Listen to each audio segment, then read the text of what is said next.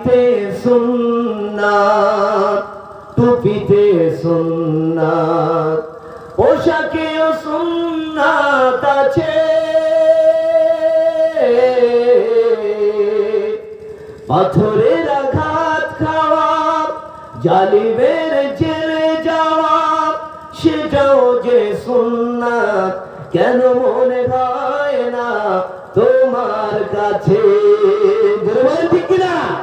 দাড়িতে সুন্নাত, টুপিতে সুন্নাত, পোশাকে সুন্নাত তো আছে, কিন্তু আর যে সুন্নাত গুলো কোথায় সেগুলো মনে পড়ে না। কবি সামাজ সুন্নত করে বলতেছেন, দাড়িতে সুন্নাত, টুপিতে সুন্নাত, পোশাকেও সুন্নাত আছে। পাথরের আঘাত খাওয়া, জালিমের জেলে যাওয়া, সেটাও যে সুন্নাত, কেন মনে হয় না তোমার কাছে? নবীর প্রেমে তুমি দাওয়াত তাবলীগ ধারণ করেছ বুকে, সেই তুমি আজ কেন জুলুমের প্রতিবাদে আওয়াজ তোলো না মুখে? ঠিক না? নবীর প্রেমে তুমি দাওয়াত তাবলীগটারে বেছে নিয়েছো, বুকে ধারণ করেছো, কিন্তু জুলুমের প্রতিবাদে তোমার কোনো সাড়া নাই। আছে না নাই? জোরে বলেন, আছে না নাই?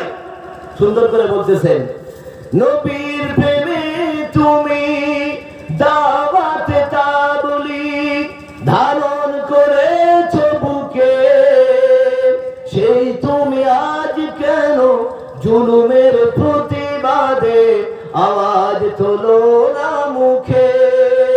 মেসওয়াক করো তুমি রোজ প্রতিদিন, মেসওয়াক করো তুমি রোজ প্রতিদিন, সেখানেও সুন্নাত আছে।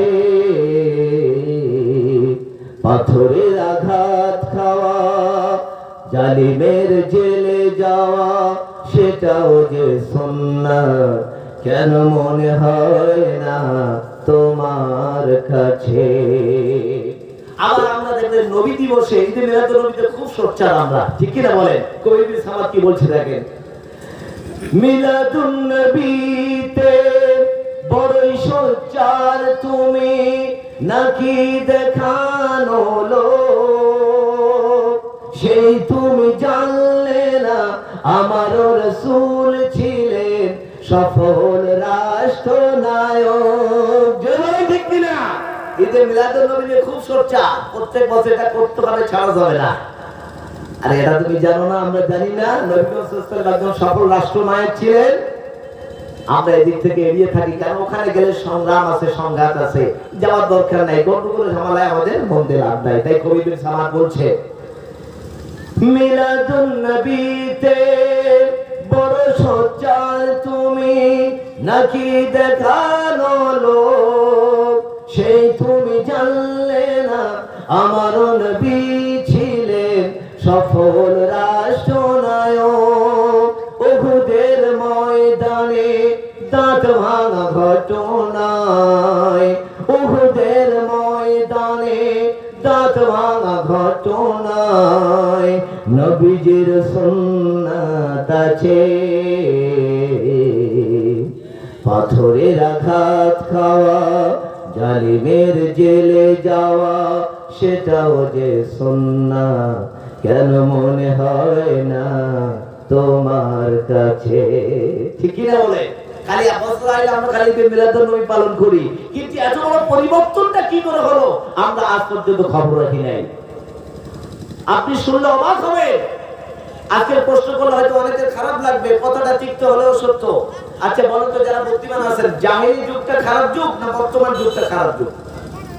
বুদ্ধি করে বলেন, যাদের বুদ্ধি আছে জেনে বলবেন, জাহেলি যুগ খারাপ যুগ না বর্তমান যুগটা খারাপ যুগ?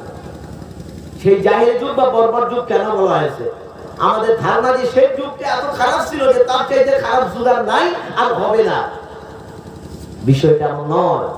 যারা জানে, যারা পড়ে, যারা বুঝে, তারা জানে বর্তমান যুগ এত বেহায়াপনার যুগ, জাহেলি যুগ লজ্জা পাবে। কিভাবে? লজ্জা পাবে।